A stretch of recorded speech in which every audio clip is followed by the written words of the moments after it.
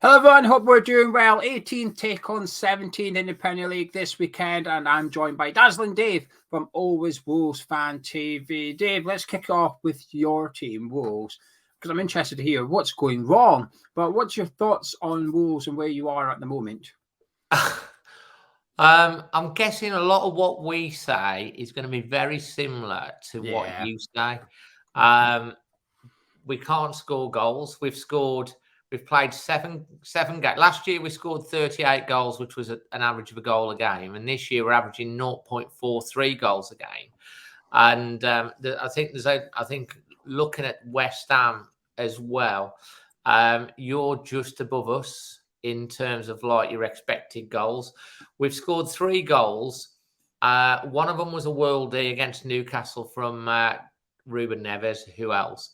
And the other 2 was miss-hits by Daniel Pedence. The first one against Leeds, which he miss-hit into the ground, it bounced and looped over the keeper. And the second one was the win against Southampton, where he was trying to pass the ball to Lage, who our new striker, who then went off with an ACL.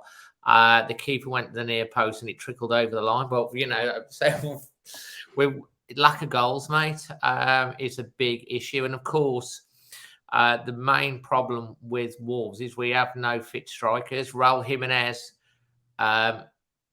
wasn't available for the last game. It's going to be debatable whether he's going to be fit for this game. He went away with Mexico for continued rehabilitation, but the Mexico manager was saying things about he don't know if he's going to be fit for the World Cup. He's been struggling to walk. I think it's a groin injury. Wolves have said it was chronic fatigue as well. So interesting to see Bruno's press conference on Friday to see what's said about that. Then we brought in the Austrian, 6'7" Kalajic. He had previously had an ACL injury. Wolves got him on deadline day, passed the medical, came and played for Wolves, opened and started because Raul was out. 30 minutes into the match, he's off, and now he's out with an ACL for probably till the spring. Obviously, Fabio Silva was sent out on loan. And there's no recall option. He's with Anderlecht. So we've had to go into the transfer market to free agent and bring in Diego Costa, which is exciting and it's fantastic. He hasn't kicked a ball in anger since January. But I do expect he will, because he didn't feature in the last game, but hopefully he'll be I can't think he'll start. He'll be on the bench. And obviously, that's going to be, the jury's going to be out on how successful that's going to be. And the only other out-and-out striker that we've got is Chem Campbell, which is a young lad from the under-21s. But we do have some talented forwards. Geddes, Pedence. We've got Wang, who's been misfiring as well. We've got, obviously, Pedro Neto, Traore, if he's fit. All of those are forwards, but all of them haven't been hitting the back of the net either. So goals. And I think that's the same issue for West Ham. From what I gather, the last game you played incredibly well. Couldn't finish it off.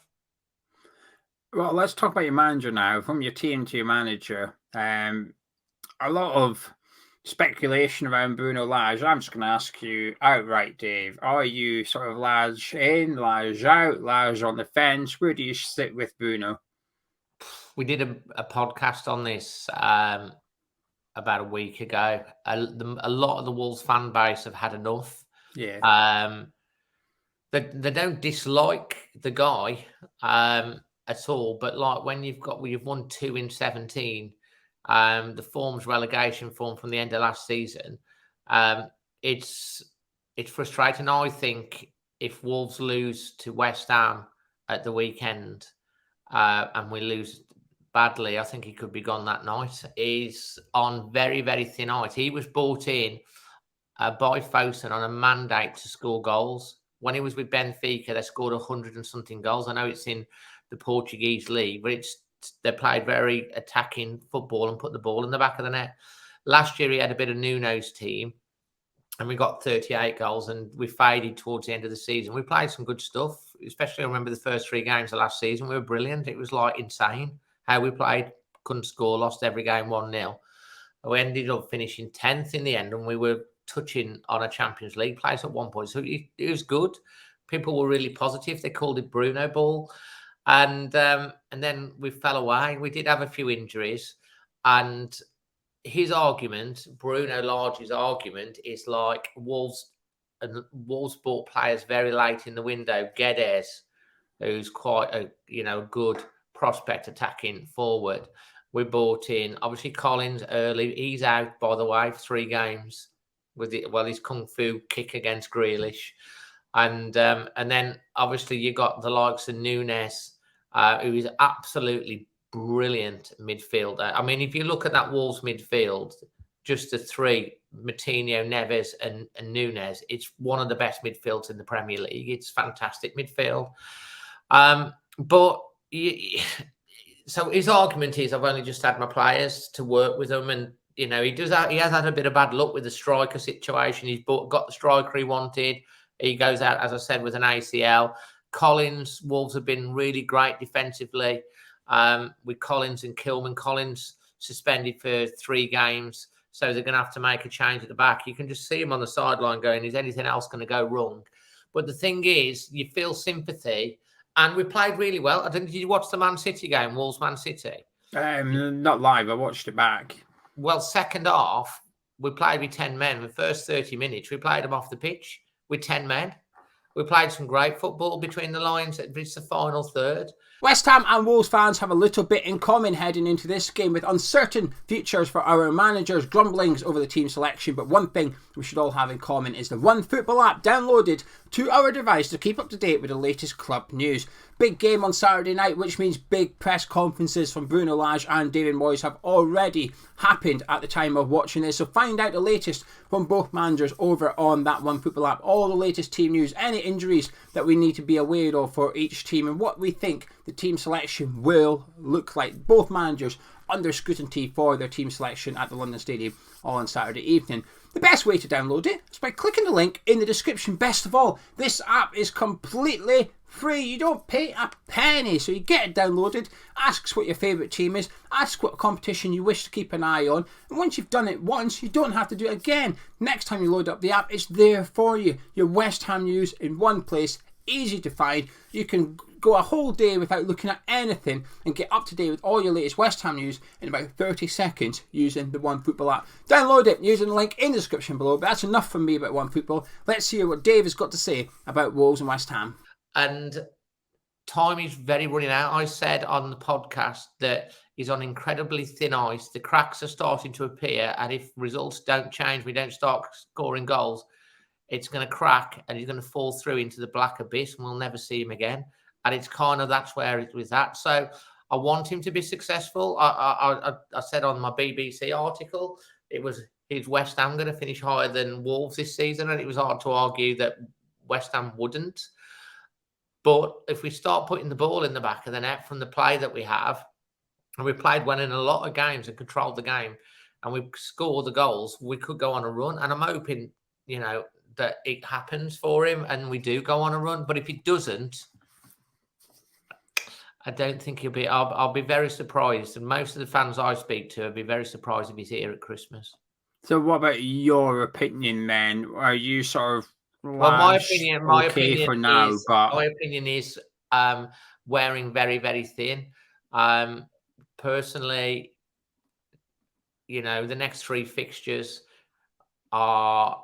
I think it would be fair to say it would be fair to say he's had his players, he's been able to coach them. We've got West Ham, Chelsea, and then Forest at home. And it could be gone before the Forest game. We don't get the results, but we lose at home to Forest, who basically brought in 7,000 players and, can't see the wood for the trees. Sorry for the pun. I personally, I wouldn't be upset if he went now, but I'd like to think the next 3 games he would have there would be no argument from him to say I haven't had the time with the new players and this, that, and the other. So 3 games max, and he's gone if the results don't turn. Well, from your team to my team, what's your thoughts on West Ham at the minute then? Surprising.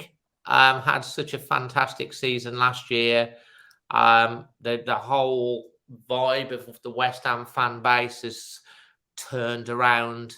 Obviously, it was how toxic it got 2 or 3 seasons ago at West Ham, and then obviously David Moyes has gradually weaved his magic. He had a fantastic run last season in Europe, coped incredibly well with the European adventure, and had another strong finish qualifying for Europe again. And I feel like things have just caught up with you, a bit like what happened with Wolves, really. And it just isn't seeming to happen for you. And I'm surprised to see West Ham where West Ham is. And I think what most of the West Ham fans are probably surprised to see West Ham where West Ham is after how they coped last season with European football and did so well. And the Premier League, it was like the first season Wolves were in Europe. It was a very similar situation. Went a long way in the competition and finished in was it 7th last year again? Yeah, finished it, and that's what Wolves did as well. But sometimes these things catch up on you, and I'm not sure how West Ham are coping. You probably tell me better with the European situation this year. And it seems that you're having an issue with scoring goals as well.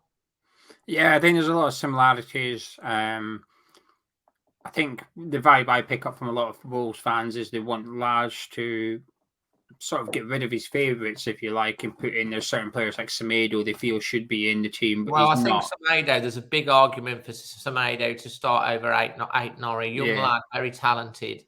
Semedo, when he's come on, seems a lot more solid. Positional wise, at Ait-Nouri, a lot of the goals we've conceded, 3 of the goals we've conceded are through that side. But he's a young lad. PSG, we're interested in. He's incredibly talented. But like Wolves are playing with a back 4 this season, and previously up to them we've been playing with a back 5. So there were wing backs. We got wing backs kind of playing as full backs. So that's obviously a slightly different way of playing, isn't it? And that's where I think he's been caught out a little bit. I think a lot of West Ham fans are frustrated with Moyes' team selection in terms of personnel. We spent 180 million in the summer. We haven't really seen a that big yield any results. The board have backed it, and to take, I mean, that sort of investment from where you were 7th in the European adventure is supposedly to take you up to the next level, and then you find yourself literally a place below Wolves in the table. I mean, we've got to say, 7 games in, it's early season, isn't it? Things can change very fast. And this is why I think it's such a big game for both teams. It's a big game for Wolves, but I mean, our concern is where the goals are coming from, and we don't have a striker, an out-and-out fit striker, and you're at home, so there's a lot of pressure facing a Wolves team that have scored 3 goals, won 1 match all season, the same as yourself. So there's a lot of pressure on that game from the West Ham fans to win this game over Wolves. And I don't know which side. I think West Ham probably got the most pressure because you're at home, and because Wolves are doing where they are. That if you don't win the game, I mean, how are the fans feeling about Moyes? Are they patient? Are they a bit like Wolves? Maybe not quite as. You said you feel like most Wolves fans have had enough of Lage already. I don't know if West Ham fans are there yet with Moyes. I think Saturday is a defining game for David Moyes with a lot of the fans, including myself here, because if I see the same formation, the same tactics, and the same team selection, and we yield the same results, which would be a defeat to Wolves, then I think I possibly will have had enough, and I think a lot of other fans will have as well. Saturday's huge. You said for the clubs. I think the Saturday's huge for the managers. I think Lage needs a win, and Moyes needs a win. It's not just West Ham and Wolves need a win. Like, it'll be 8 games gone. Doesn't mean you're going to get relegated. If we were to sack our manager after Saturday, we'd both be able to employ a very high standard manager, and it won't be difficult to keep West Ham and Wolves away from relegation. And I mean comfortably away from relegation. I don't mean scraping it with 3 games. I mean sitting mid-table. Both sides should. Both teams. We've both got good squads, so we could easily find ourselves in a situation where we're both looking for a manager at the same time.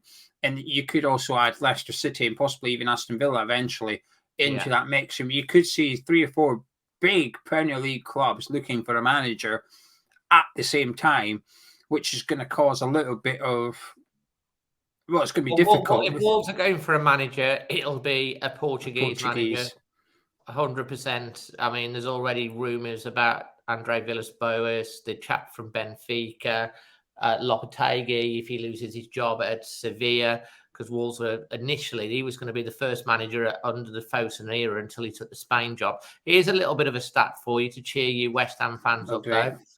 West Ham have actually won 3 of their past 4 Premier League games against Wolves, just losing the once, having won just 2 of their first 8 against them in the Premier League. So your recent form, we've turned out some good performances against you in the last few seasons. We've hammered you a couple of times as well. Last season, it was the game at the ball in you was one of the most boring ones I've seen. When you beat us, we didn't lay a glove on you. It was a very comfortable win. But at our place, I thought we played very well and we deserved to win that game. It was tactically, it was a very good game from David Moyes, actually. I thought we nullified your strengths pretty well in that game. Antonio played well that day as well. Yeah, it was a game of chess, that one. I think we played well and we switched up a little bit. We had Fernandez playing almost like a left wing-back role, which we've seen a few times, but not often. But how do you see Saturday going then? I mean, like you said, both teams have scored 3 goals in 7 games, so you can't be anticipating a high scorer. But at the same time, like you said, there's a bit of pressure on both clubs and managers here, you need to go for it. Both managers need to go for it. I actually really don't know. I really don't know how it's going to go. I'm like going into it, like a lot of Wolves fans were concerned it'll be, we'll maybe control the ball and not do anything with it. And we'll lose the game by 1-0 or something like that. But on the other hand, at some point, and I'm guessing this is the same for West Ham, at some point, we're going to get a bit of luck. At some point, we're going to have 3 or 4 shots and 3 are going to go in. You just don't know. Things can you look at the England game in the week against Germany. I mean, like it's strange to think England was scoring with all the talent that they got to score from open play. And they got 1, and then within like 10 minutes, they scored 3 goals. Football's a funny old thing. It can turn on one moment, and then all of a sudden, the belief comes back into the team. Wolves players at the moment, they just seem to be taking an extra shot, an extra touch to get a shot away. We're trying to score the perfect goal, but just the perfect goal. And sometimes you just got to try. You just got to shoot, because it's like you saw the Germany goal, the 3rd one. Pope mishandles it, and it's a tap in. If you don't shoot and shoot it, and if you don't score. So I'm hoping that Wolves start on the front foot. I'm hoping that we start positive. I hope we start aggressive, that we press West Ham, we put them on the back foot, and we take control of the game with the midfield that we've got, and we put the ball in the back of net. I mean, interestingly, another interesting stat, I think, West Ham, I think, have so far failed to score in the first half, I think, this season. Tell me if I'm wrong. I don't think so. I mean, we've only scored 3 goals, haven't we? So Wolves failed to score in the second half, which is, so West Ham might take the lead. Wolves might take the lead. West Ham might score in the second. Honestly, I really don't know. If I'm going to stick my neck out, I'm obviously going to back Wolves. And, I think it might be a draw.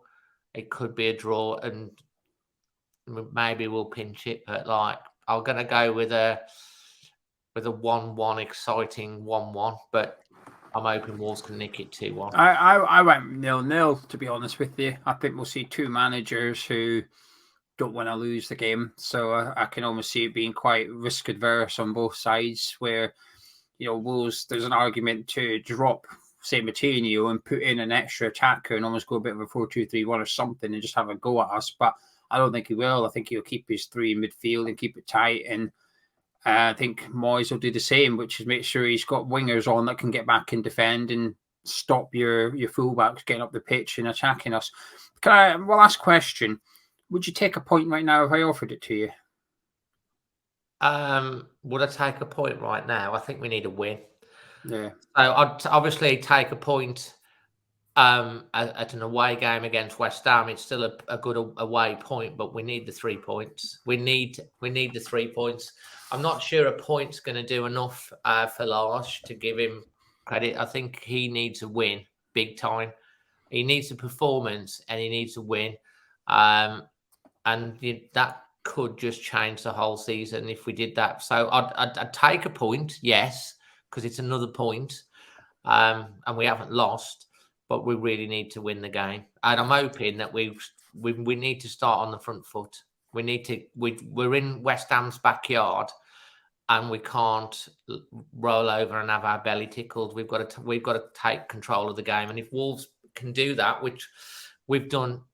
You know, the game against Tottenham earlier on in the season, we played them off the park, literally away from home. We were brilliant. Yeah, I watched that game. The first half, it was just all Wolves. You just couldn't create a chance. It wasn't even you couldn't score. It was you just couldn't create anything. Because we're trying to create the perfect goal, and Wolves are too nice. We're just too nice. We need a little bit of nastiness in our side. And guess what? We've got Diego Costa.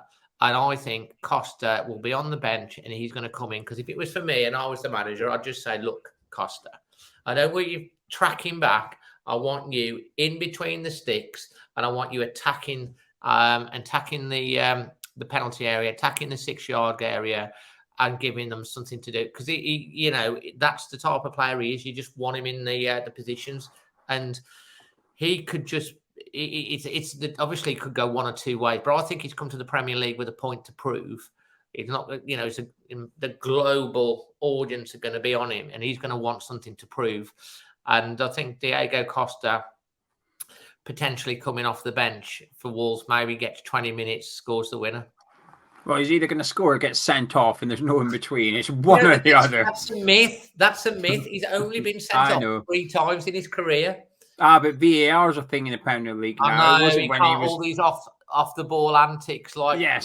When he was in the Premier League and he was kicking people and elbowing them out of the sight of the referee and the linesman, it's a bit different now. And there's literally a video replay of him. It's a red card or a goal. It's one of the two is going to happen. But Dave, I wouldn't be surprised.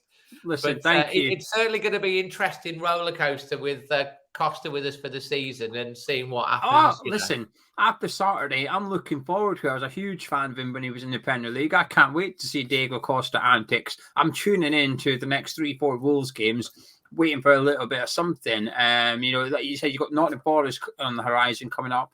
Looking forward to that one. Like so Steve Cook will know how to get into somebody like Diego Costa. They like a scrap. So I'm looking forward to it. But for Saturday, I'll take the red card version of Diego Costa, please. And how are you feeling then? What are you feeling? What are you thinking? Nil. Boring game. Two managers. You take a point now? No, not good so enough. You're kind of the same as me, aren't you? I think both fan bases are very similar with their managers at the minute between Wolves and West Ham. Do you think Moyes will be here at Christmas? Yeah. I think he'll do enough. I think he'll do enough to keep his job.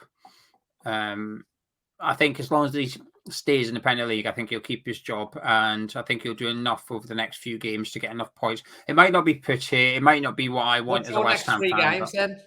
Wolves.